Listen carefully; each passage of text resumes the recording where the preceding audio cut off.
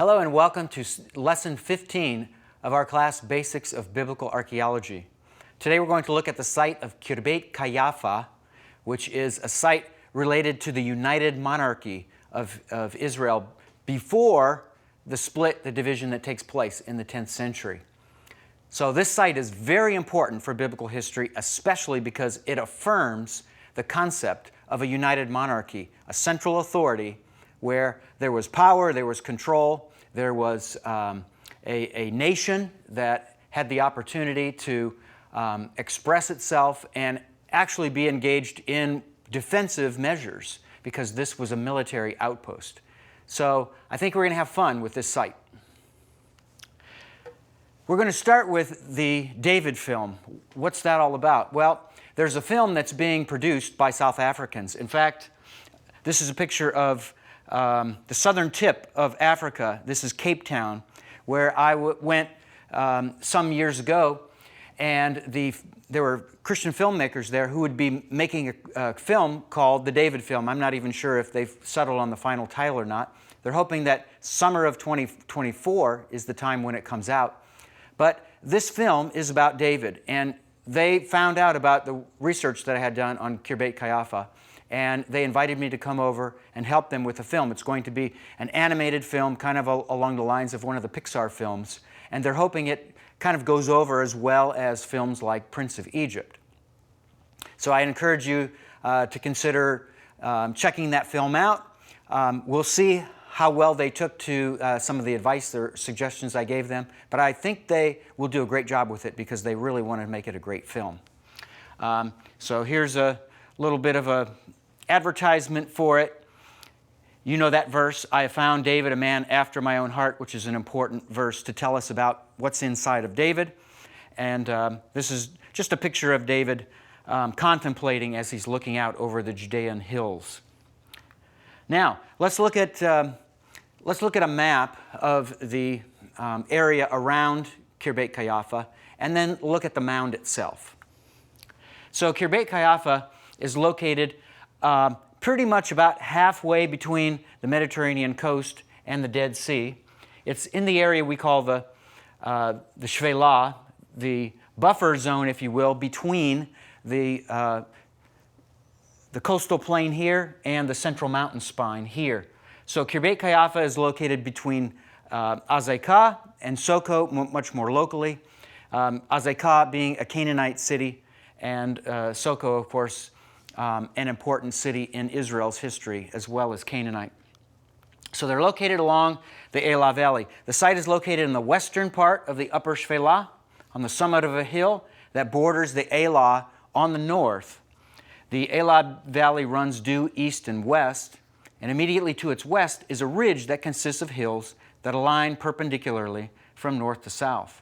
On the northern end of the ridge is the site of Azekah, a city that was occupied during the Late Bronze Age and Iron Age 2A and 2B, suggesting that Azekah was not occupied while the Israelites inhabited Qeiyafa of the Iron Age. And Qeiyafa's occupation was very limited, only about 30 years' time, and it straddles the end of the Iron Age 1, or 1B, and the very beginning of Iron Age 2A.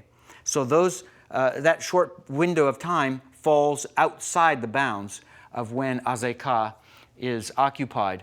And of course, Azekah is a Canaanite city in the Late Bronze Age, but in the Iron Age 2A and B, it's now an Israelite site, and a very important Israelite site in their history. The ridge acts as a divider between Gath to the west and Judah to the east. South of Qeiyafa and the Elah Valley is an east-west ridge with Soko on the eastern end to the southeast of Qeiyafa. Now let's take a look at a map that's going to show us the things that we were just talking about. So this is a really excellent map that shows some of the topography involved. Now, basically this is a north-facing map. So west is to the left, east is to the right, and of course, as you go to the east, you're going uphill. So the Judean hill country is east that way. In fact, Khirbet Qeiyafa is almost perfectly parallel or level with, in its latitude, with Bethlehem. which of course is just a little ways south of Jerusalem. And of course, David, on his trip to slay Goliath, traveled this very route from Bethlehem all the way to our site of Khirbet Qeiyafa. So he would have traveled along this valley here at the base of it. We see a ridge up here and a ridge down here. And so in the middle, of course, is a valley, and that's the Elah Valley. And it's basically taking water and anything else that goes with it, if there's a torrential downpour or whatever, downhill this way. So the land route for people traveling is to the west along the Elah Valley. And then the Elah Valley doesn't, at this point, it stops going directly to the west. And it's because there's a large ridge here.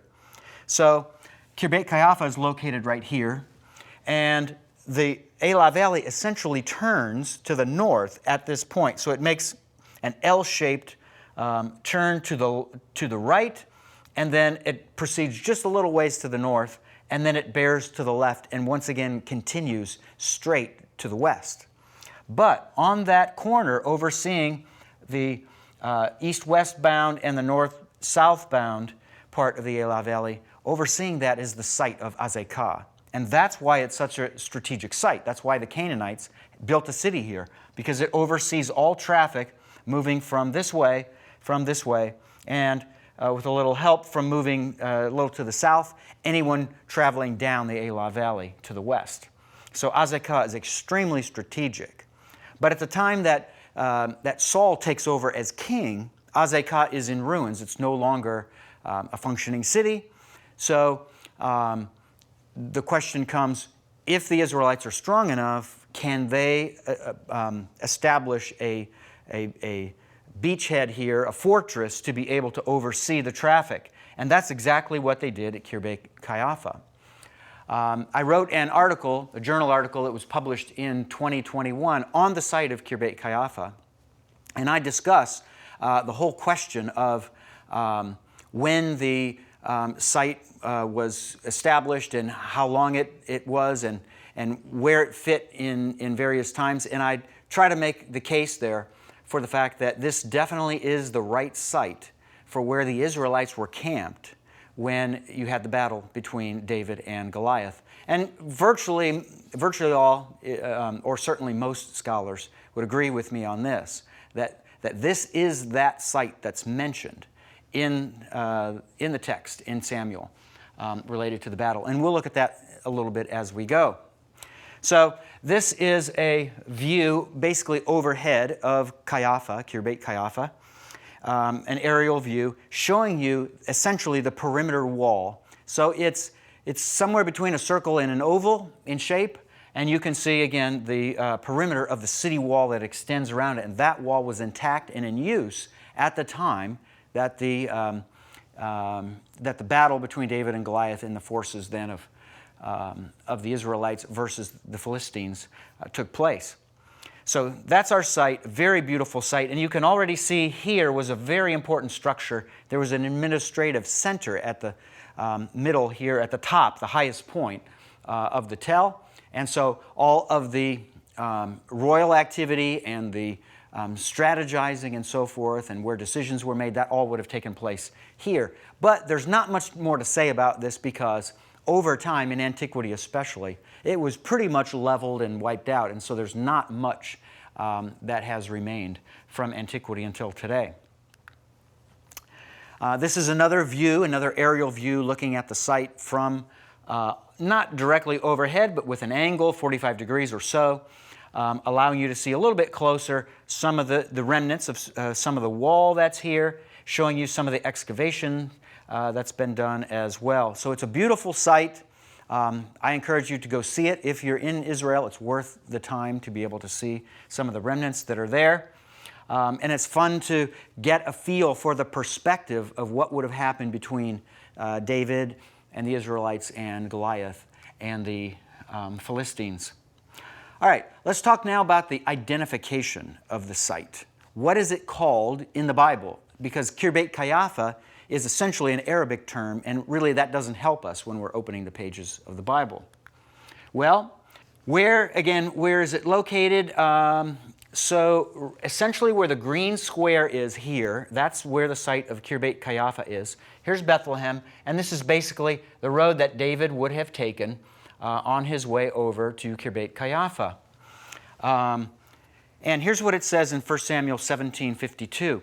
Then the men of Israel and Judah stood up and shouted in triumph, and they pursued the Philistines as far as the valley and to the gates of Ekron. And here is Ekron. Essentially, the battle took place right below or south of Khirbet Qeiyafa, where you see the black writing here. And what happened is that the Philistines fled and they went to Gath, some of them, and others went to Ekron, and we'll talk about that in a little while. But that's where Ekron is. It's to the west, essentially, to the northwest, but mainly to the west. So the ones killed from among the Philistines fell along the road from Dual Gates and as far as Gath and Ekron. So Dual Gates here, this is the right translation in English. Probably your Bible will say Sha'arayim. That's a Hebrew word. It's not an English word. And the purpose of translating is to give words into the receptor language and not just give or offer a transliteration of something that's in the original language, whether it's Hebrew, Greek, Aramaic, or whatever. So that's exactly the meaning of the Hebrew term, dual or twin gates. And of course, we're talking about a city gate. So that's the meaning of the word, and that's where we see it in the text in 1 Samuel 17:52. Now, why is the site called Dual Gates? Well, if you think about it, it's not too complex. There's a gate, a city gate, and then twin or dual means that there are two of them. So whatever the site is, if you're going to identify it correctly, it has to have two gates, or else you have to somehow persuade people that there's a reason why the meaning of the name of the site has nothing to do with the site itself. So what do we have here? Gate number 1 on the west. Number 2, gate, here we have gate number 2, south-southeast. Sure enough, we have two gates, so that fits. Here are the visible distinctions about this site. It has a casemate city wall that goes around the perimeter, and this casemate city wall basically means that you have a rectangle shape, and they're basically connected one to the next. And so that gives you essentially two layers of support that you can use to guard your city or your enclosure, or in this case, our military outpost. So that's one. 2, there are dual 4-chambered gates, and you see chamber 1, chamber 2, chamber 3, and chamber 4 here. So 4 chambers, same here, 1, 2, 3, 4. They're the same. They're 4-chambered gates, and this is the precursor to the 6-chambered gate with casemate walls that we have in the Solomonic period, not too many decades later, at Megiddo, Gezer, and Chatzor in the north. And then third, we have an administrative building at the top of the tell here in Area A, and that's what I alluded to earlier, that we have virtually no remnants of. Well, what about references to this site of dual gates in the Hebrew Bible? Where are they, and what do they tell us? Well, the first is in Joshua 15:36, where it says, and dual gates, etc., and dual gates, and Adathaim, and Gederah, and Gederotaim, cities with their villages. So, 14 cities, that's what it says. 14 cities with their villages. Now, so what the writer did here, and this is part of the conquest list in the book of Joshua. The writer gave, for a very specific area, a list of cities. And so they're spotted off one at a time, and at the end, then there's a summary number that's offered. And the number is 14. What's interesting is, if you get your Bible and you check it out and you count the sites that are mentioned here, and I don't have them all written here, but in Joshua 15, you can count not 14 sites, but 15 sites individually. So the number in the count is different than the number of the sites.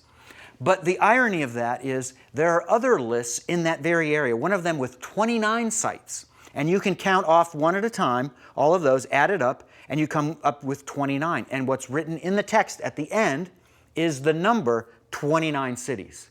So that's perfect. But in this case, the numbers don't match. What's the significance of that? Well, some of my critics who don't agree with me that Khirbet Qeiyafa is the dual gates of the battle between David and Goliath in just before 1000 BC, they say, well, the problem with your theory is that the site of Khirbet Qeiyafa wasn't occupied at the time of Joshua. They would be right. It was not occupied at the time of Joshua. But we have this editorial feature that goes on in the Hebrew Bible called scribal updates. There are numerous examples of this. Michael Grisanti, a scholar from the Master's Seminary in Southern California, in 2001 published a paradigm-shifting article on this, identifying a number of times in the Hebrew Bible where over the period of 1,000 years, Israelite scribes updated certain things to make them kind of user-friendly for the audience of the time. It's kind of like the site of St. Petersburg in Russia. It used to be that St. Petersburg was called Leningrad during the time of communism. And so nowadays it's called St. Petersburg. Well, if you're going to write a book on St. Petersburg, and let's say you want to talk about the city in the era of communism, if your audience is 20-year-olds or 30-year-olds who don't really know about the name change, you want to be careful about using Leningrad because they may not understand what that city is, or at least at the minimum, you'd have to inform them at the start of the book. You're going to talk about the name of the city as it existed during the time of communism. Otherwise, it won't work. So to update the name in such a writing, let's say there's a writing from that time, the time when it was called Leningrad, maybe you would want to update it to St. Petersburg so that if you're making a new version of this, then it could be readable and understandable to your audience. So that's probably what happened here is we have a scribal addition. We would call that a scribal addition to the text where Sha'araim is added later because during the time of the scribe, the site of Sha'araim is in use, and it's owned or controlled by the tribe of Judah. So it's added into this list at a time that the scribe was copying the important manuscripts, and it was added to the text. And that's why we have the difference between 15 sites, if you add them up, and the number 14. It's not that 14 is wrong, it's that when it was originally written, in the days of Joshua or shortly after, then it was only 14. 14 sites were there, and then this one was added. 1 Samuel 17:52, that is the one that we already looked at. And then 1 Chronicles 4:31. But Markabot, Hatzor, Susim, Beit Biri, and at Dual Gates. These were the cities, and that's implied, of the Simeonites until the reign of David.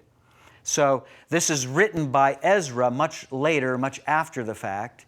Ezra writes the Chronicles, and so he's looking back in time, and he's referring to Sha'araim, Dual Gates, which indeed was there and in play. It was an active site at the time that David was alive.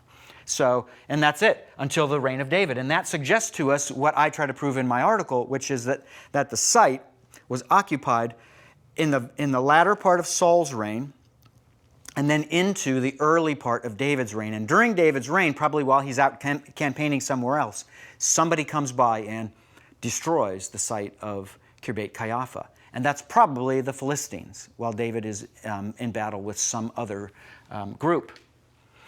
All right, now we want to talk about the city wall around Khirbet Qeiyafa. This is our defensive wall that was built.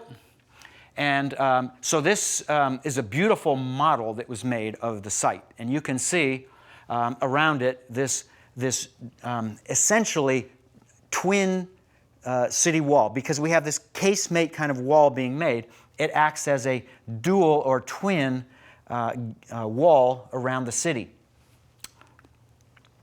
In Area C, we have one of the two gates.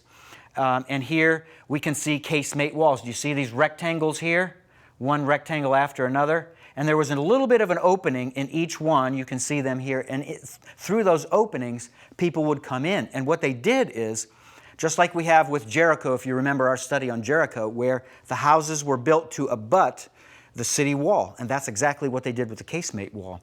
And so you see a wall of a house here, another wall here, another wall here, and then you have an entry point where you can move from the central part of the house into this, what would become an innermost room for you. And that's probably where you would have your bedroom, most likely, away from where other people would be moving around or talking within your home. So the casemate here at this site, we can't guarantee this at other sites, but here it became a part of the architecture of that room, and so it was used on a daily basis. And this is in Area C, and again, you can see the gate right here in Area C. Here's kind of a closer view just to give you a little feel for a room, or house, I should say, a house with rooms, one or more rooms, another house here, and they have this entryway through and into, through this second wall of defense, and then into this open chamber. And this, again, is probably their innermost room or their bedroom that they would use. And then just one more look at casemates also in Area B. Here in Area C, so it's a different part of the site, we have some people now inside one of those casemates. So basically on either side of them is city wall. To one side it's, of course, entering into the home of a person, and to the other wall on the outside is already outside of the city itself. So you can see how high the casemate wall was. It was a formidable wall, possibly higher than you can see here in antiquity, but this much of it was preserved, which is an excellent amount for preservation. All right, now we want to focus for a minute on the city gates at Khirbet Qeiyafa, just to give you a little closer view of these. And in this plan, you can see a focus. I've put the two city gates, of course, in the red boxes. So there's a gate on the west side and a gate on the southeast or southeastern side. So the western side, this gate, where does it lead? And usually there's going to be a gate that's by a road or to move in a direction of a place where you would want to allow people who are leaving the city or coming from somewhere to have straight and direct access. So probably, and what's most logical here is, if you remember, Azekah is located off here to the west, a little bit to the north, and so this gate essentially opens toward Azekah. So I affectionately refer to this as the Azekah gate, which is a habit that has been done for a long time in a lot of sites, including Jerusalem. You have names, the Jaffa gate, which opens to Joppa. So that is not a new practice. Then this gate here in the southeast, that opens up and goes and leads toward that other site, that other city that's in the proximity, which is Soko. So it's logical to call this the Soko gate. Here's now a look at the Azekah gate after 2008 occupation. So this is on the west side. You can see casemate, the kind of the end of a casemate here. You can see a casemate here, and this is the opening, allowing access into that casemate. And then this here is the four-chambered gate, 1, 2, 3, and 4. So access to the city through here. In Area B, this is the Azekah gate after the 2013 excavations, and now there's more uncovered. The previous view was earlier, and they had only excavated a portion. But now it's mostly excavated. So you can see the threshold here.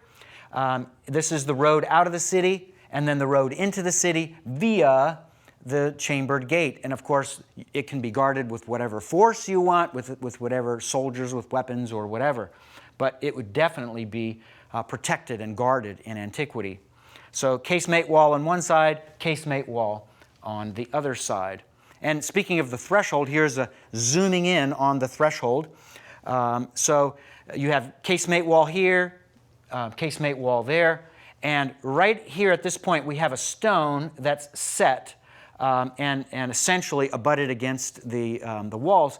But you can see that the line, the outer line of the of the city wall matches up perfectly with the point. And you can't see it too well from above, but there's essentially, it looks like a step between the lower part and the upper part of the stone, and that's the threshold. So what would happen is you would have a door, and in antiquity probably most of the time it would be made of wood, a door, twin doors, whatever, opening and then closing, and when it closes, that city wall would abut the threshold, the stone on that threshold stone. So this was 8 tons, a single 8-ton stone with a hewn step. Can you imagine that? Creating or cutting an 8-ton stone and setting it there right at the entrance to the city. But the heavier it is, the more protective it's going to be for you to guard against enemies who are going to invade you and look to take you out. In area C, now we have, and you can see there's the casemate wall is at an angle here in contrast to this part of the wall. So the southeastern gate is kind of at an angle. So the gate is where that angle takes place, and it's 1, 2, 3, 4-chambered gate allowing access through here. I don't think the threshold survived at this gate, but certainly it would have had the same kind of threshold in antiquity to protect that flank as well. Here's a look at that very same thing, the Soko gate, and it's allowing you to see the piazza that's in the area. So when you come through the gate, and now that you're in, you've passed through all the security, and they check your passport and your ID, and it's all good. You enter into this building called the piazza, and essentially it's more than a building; it's a public area. So there probably would have been a lot of activity going on here, important conversations and public discussions and strategizing on military plans and so forth, sending out patrol groups or whatever. So this is a perfect place for communal activity in the piazza. Casemate wall here and here, 4-chambered gate. There would be an access point possibly here. We don't know because this part was stripped away. It may have been wall. It may have been an access point. There's definitely an opening here and an opening here. So you had at least 2 openings into the piazza from within the city. So you could walk in, walk out through one of those. Then here in the middle of the piazza is something that shouldn't be here in an Israelite city, which is a standing stone. So each gate featured an open piazza, a public square or gallery. The piazza connected to the southeastern gate and was 20 meters long and extended along 3 casemates of the wall. Access into the city was restricted to a 2-meter wide opening in the massive wall on the northern side of the piazza. And again, that's assuming that this is wall here, but that's the main entry. A standing stone, and it's the Hebrew word matzebah, is one of the most common cultic objects in the ancient Near East. Typically, they were elongated vertically, which is what we have with this one here. It's elongated vertically, with the top rounded, and sure enough, that's rounded, and the narrow end on the bottom. Most often, the stone chosen for this purpose was carved naturally, and signs of human hewing are absent or kept to a minimum. So there's a concept in the ancient Near East that if you cut or hew a stone, it's not as clean or sacred as you would want. And even God talks about this, when making a sacrifice or whatever, or altar, it should be made of unhewn stone. So Qeiyafa of the Iron Age yielded 7 standing stones. The photo at the left contains 2 standing stones that were discovered in Cultic Room G in Building C3. The one on the right is massive in scale when contrasted with the one on its left.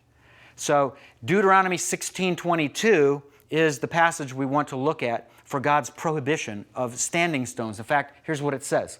You must not erect for yourself a standing stone, which he who is the covenant name of God, your God, hates. So there it is.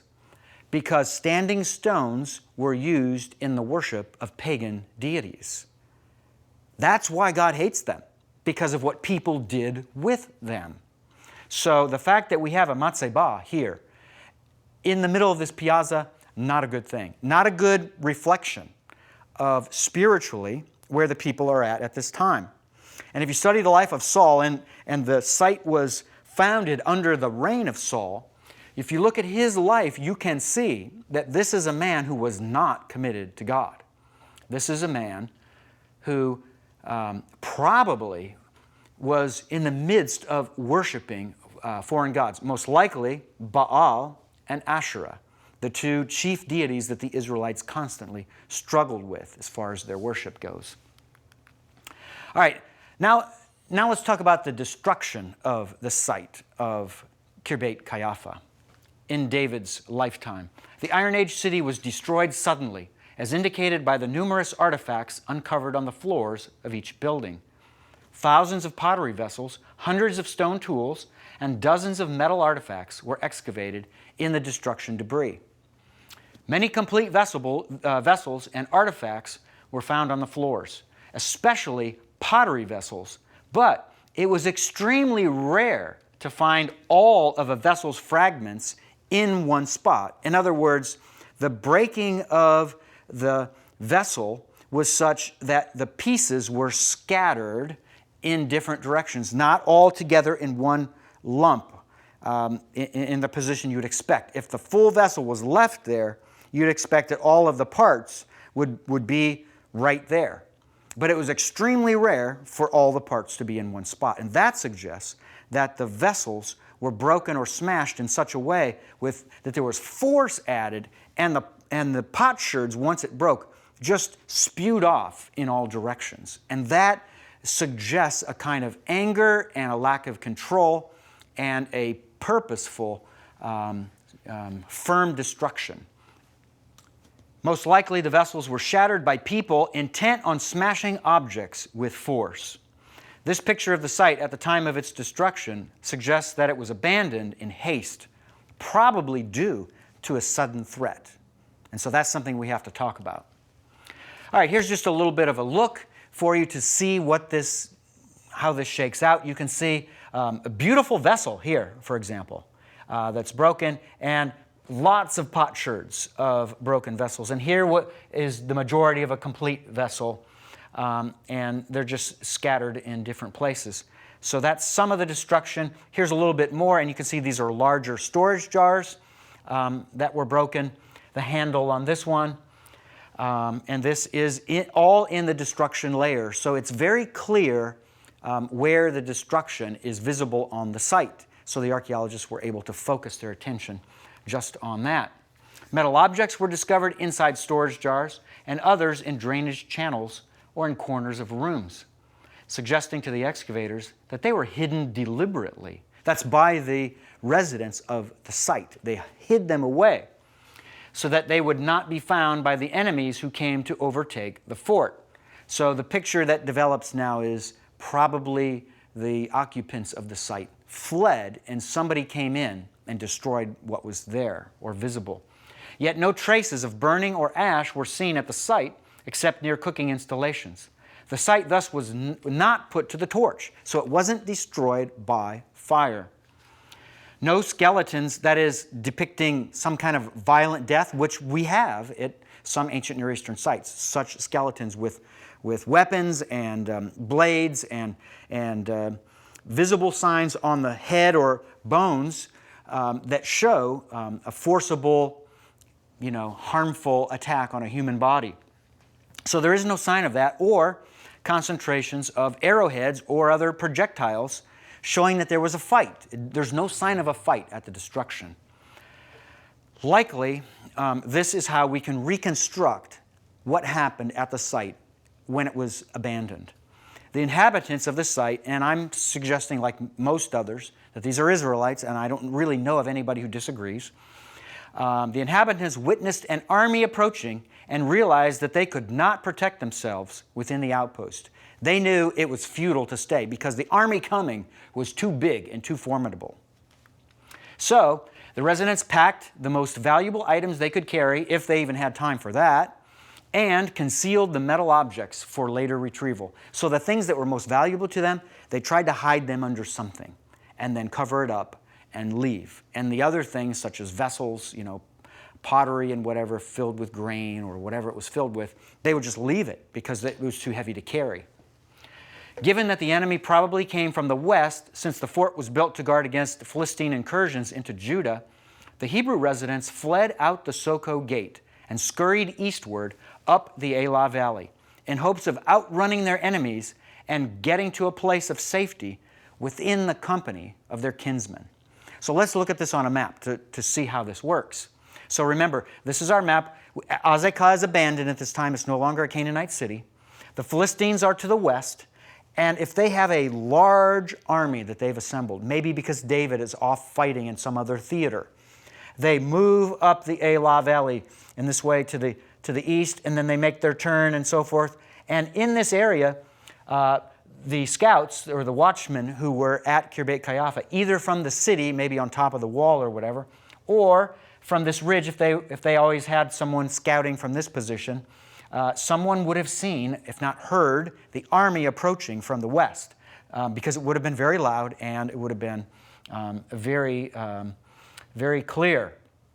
So once they were spotted, all of a sudden within the fortress, they blew the horns or whatever, and everybody knew it's time, to scatter, because this army, this Philistine army, is too much for us. That's the idea.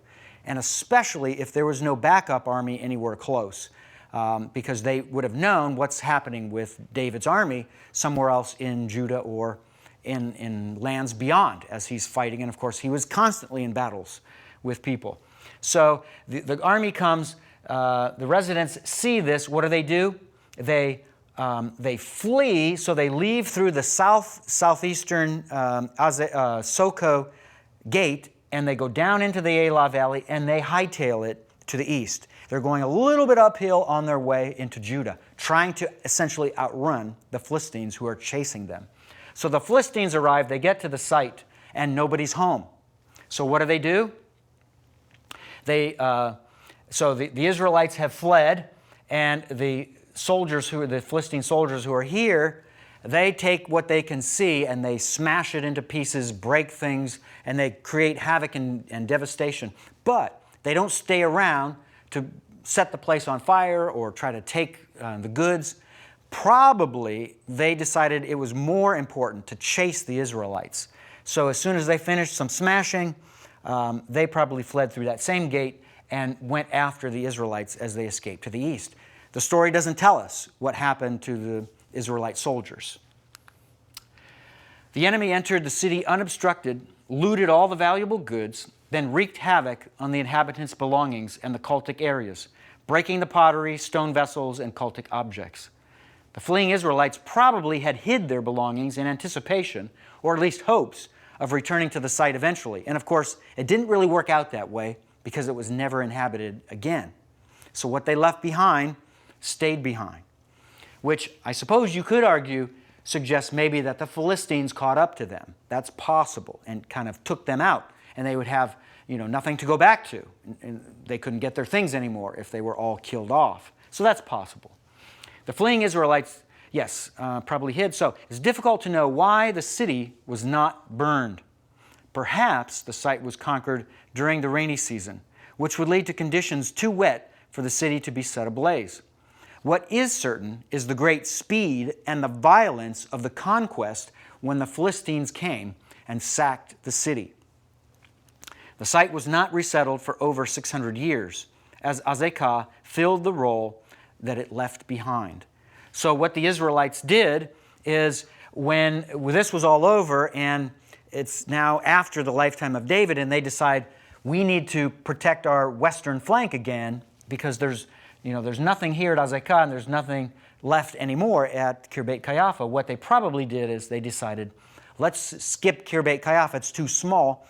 A much larger and better site for us to pick is Azekah. So they re-inhabited Azekah, and this was the first Israelite occupation. And then over time, it grew and grew to become a much greater city. All right, now let's work at synchronizing biblical and historical archaeological dating. So this just gives you a chronological feel for what's going on at the site. In 1049, that's when Saul ascends the throne. In 1045, his son, called both Eshbaal and Ishbosheth, is born. In 1021, that's probably about when the Philistine campaign took place, where Saul fought against the Philistines. And that was probably a successful venture. In 1020 was the Amalekite campaign. So in 1019, David kills Goliath. So I'd suggest to you that the building of the fortress took place probably starting in 2021, most likely, finishing either in 1020 or 1019 early in the year. And then David's killing of Goliath was in that year, 1019. So it would have been 2 years or less to construct the fortress here at Khirbet Qeiyafa. Then in 1015, David flees Saul's court. In 1009, Saul dies. David doesn't get the throne to Israel so quickly, but instead he's crowned in Hebron. And so David is now king over Judah. In 1005, Abner crowns Eshbaal as king over Israel. So that's the son of Saul, and the intent he has is to continue the dynasty that Saul has started, but it doesn't go so well for him. In fact, in 1002, Eshbaal is assassinated. That's how bad it went. In that same year, David's rule over Israel begins. So with the death of Eshbaal, Ishbosheth, David now takes on the kingship over all of Israel. And then, of course, that same year, 1002, is the conquest of Jerusalem. And then in 998, we have the earlier Philistine wars of David. And in that same year, the Ammonite War begins. So it's probably a result of the wars with the Philistines in 998 that kind of stirs up the beehive. And so the Philistines aren't happy after these battles. Most likely, David has been victorious. He beats them back. And then probably he is able to move on to other things, other events, including this Ammonite War. And so he's off fighting in other theaters. Then in 997, 996 is the siege that he launches against Rabbah. There's a 3-year famine from 996 to 993. And then possibly somewhere around 990 to 985 are the later Philistine wars of David. In 980 is when David experiences peace from his enemies. In 979 to 76, we have the construction of the palace, and we looked at that in a previous lesson. The palace of David that was built in Jerusalem, right? The large stone structure that Eilat Mazar excavated. Then in 975, he has the Ark of the Covenant taken to Jerusalem, and in 969, he dies. And of course, 971, Solomon already has ascended to the throne, so there's a short co-regency. And then here is the suggested chain of events related to the site of Khirbet Qeiyafa. In 1021 is Saul's Philistine victory. 1021 also, construction on Qeiyafa probably begins in that same year, in 1021. In 1019, we have the construction completed either in this year or certainly by this year. I don't know how long it took, but somewhere in there. And then also in 1019, that's the year that David kills Goliath. And it happens right outside of Khirbet Qeiyafa, and we'll look at that more in a moment. And then the year 1000, the Iron Age 1 to Iron Age 2A transition happens right after David ascends the throne over all of Israel. We seem to have a change in the material cultural tendency. So the repertoire of ceramics and other things changes. So there's a cultural shift when David and his house, and now it's a Judite house, takes over as king. So that transition is right around 1000. And so Khirbet Qeiyafa essentially functions to give us a view of a short window of time that includes that transition moment. And it obviously didn't take place in a day. It may have essentially taken several years to fully take effect, but it really kicks into motion quickly. And 990 is about the year I would suggest that Qeiyafa was destroyed. It doesn't have to be exactly 990, but somewhere in that vicinity. In 990 to 985, that's David's later Philistine wars. And that probably is a sign to us as to why would David launch another set of Philistine campaigns? Well, if they've made an incursion into his territory, destroyed his fortress, and maybe even killed all of his men there, probably David would say enough is enough, and it's time to go after the Philistines. So he launches the later Philistine wars there. Now let's talk about the fight that took place between David and Goliath briefly. So there are two textual witnesses that argue for one or the other view of the height of Goliath. How big was he? And I am one who strongly advocates that there were no giants in the Old Testament era. And the Hebrew text does not say anywhere that there are giants. A lot of people walked away with that view. It ended up in the King James Bible, and unfortunately it's kind of in the minds of too many of us. But there were no giants.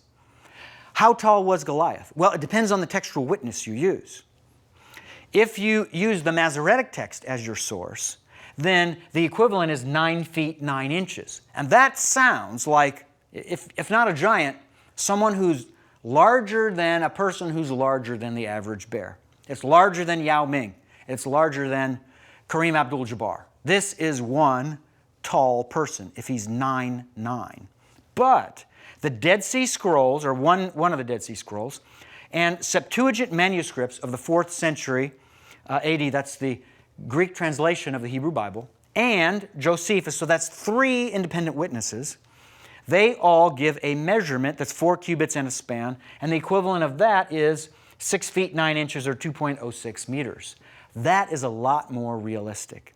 And probably that's the right measurement. That puts Goliath in the category of extremely tall, NBA tall, but not a giant. Is he giant to someone who's 5'5", like the short Israelites? Yes, he looks giant, but that does not make him a giant either. All right, let's look at a couple of verses to now go into this scene of the battle between David and Goliath. We start with 1 Samuel 17:1, and this is my translation in every case. Every one of these translations is mine. I trust my own translation way better than I trust anyone else's translation. I teach all levels of Hebrew and Greek, and I need to do it right. I need to make sure that the text is a good one, so I carefully work through it myself. Here's what it says. Now the Philistines gathered their armies for battle. So they were gathered near Soko, which belongs to Judah, because they camped between Soko and Azekah by the extremity of Wailings. So here is Azekah, here is Soko. Where did the Philistines gather their army? Where did they camp? They camped between Soko and Azekah. Soko and Azekah, there's the line between the two. So wherever they camped, it was more or less along that line, but it's between the two. There's no other way around it. We know the sites. It's cut and dry. Then 1 Samuel 17:2. What about the Israelites? Saul and the men of Israel also were gathered and camped by the Elah Valley. And remember, this is the Elah Valley. This part here, right? That's the Elah Valley. To the north of it is Khirbet Qeiyafa. To the south of it is Soko. A little bit to the east. And they organized for battle in order to encounter the Philistines. So the Philistines are between Azekah and Soko, and the Israelites are somewhere in the vicinity by the Elah Valley. Now, if the Philistines are somewhere in this area, the Israelites couldn't be there, or they would be routed by the Philistines because they'd be right on top of them. And if you can kind of go back to your days where you were as I was, in Sunday school looking at flannel graphs, you would see a picture of a tent. Then this is where David went, and this is where Saul's tent was, and so forth. All of that's great and wonderful, but think about it.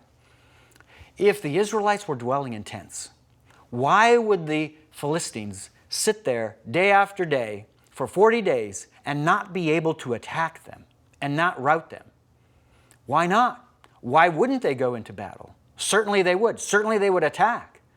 But if the Israelites had the fortress to where they could retire, Then they go inside the city, they shut the gate against the threshold, they put the lock on, and nobody gets in. And if the army they have in the city is large enough, they can defend themselves against the Philistines. So the Philistines would have known, we can't attack them in their city because they have their full army with them under Saul.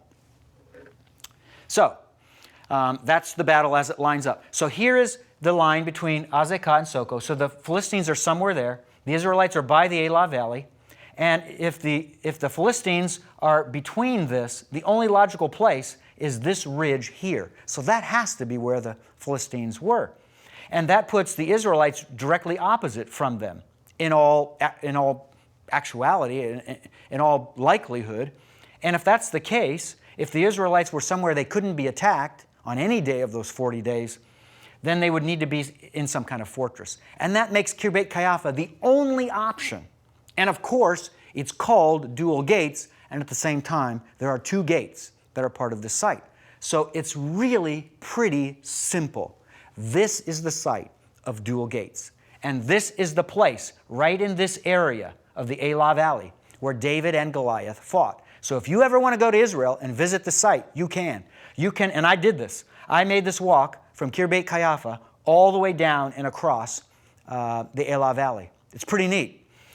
There are places that you can hide down in there, and plenty of stones today, and who knows what it looked like in David's day, but plenty of small stones that you could take and use if firing a slingshot. So that right there is where the Philistines most logically would have camped, on the top of this ridge. And then every day in the morning, the Israelites and the Philistines would have gone downhill, met in the Elah Valley, and to whatever extent and distance taunted each other or whatever.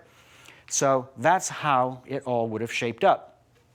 1 Samuel 17:3. So the Philistines stood on the mountain on one side. There it is. Do you see that? They stood on the mountain on one side, exactly like I was pointing out, on top of that ridge, while the Israelites stood on the mountain on the other side, exactly where Khirbet Qeiyafa is located, with the valley between them, pretty cut and dry. Then the men of Israel and Judah stood up and shouted in triumph, and they pursued the Philistines as far as the valley and to the gates of Ekron. So the ones killed from among the Philistines fell along the road from, there it is, our site, dual gates. Doesn't that make sense? If David fights Goliath at the point where you go down the ridge, into the Elah Valley and meet the Philistines, that's right across from where the Philistines are. At that point, then, when David kills Goliath, everything breaks loose. And the Philistines, seeing their champion lose, what do? They hightail it home. So they got on their track shoes and they ran back down the Elah Valley, followed the Elah Valley, and got out of there. So it's right across from dual gates. Now, this is the way that Barry Beitzel thought this up. Actually, it was in the 1980s when he published this, I think 1985, that he suggested that the Israelites were here, and that's where Khirbet Qeiyafa was, and that's before it was ever excavated. He suggested that very point. So well done to him. And then right across the ridge is where the Philistines are. And he suggests that the Philistine soldiers who fled, that some of them went this way and some of them went this way to Ekron. I would disagree slightly with him. I think they followed the Elah Valley directly, and they would have parted ways when they were near Gath, because some of them would have tried to run into the city of Gath, and others would have tried to run away and flee the tired, they would think, Israelites who were chasing them, and they would then try to get away going to Ekron. And there's a natural road that goes from Gath to Ekron.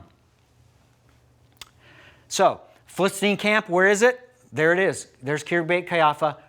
There's the Elah Valley. Right across the valley is this ridge. So they would have camped somewhere here on the ridge. Very cut and dry, according to what the text seems to be saying. And then finally, these are some of the weapons, knives and swords, including bronze axe and arrowheads, suggesting that this site was indeed a military outpost. It wasn't your normal city up on a hill. It was there to protect the Judites and the Israelites from attack. Here are ends of iron swords. It says this in 1 Samuel 17:54. Then David took the Philistines' head and brought it to Jerusalem, but he placed his weapons in his tent. Well, there's no mention of David's tent. So thanks for looking with me at the site of Khirbet Qeiyafa, a very exciting site with all kinds of important history that clears things up and makes things abundantly understandable as to how the battle took place between David and Goliath and the Israelites and the Philistines.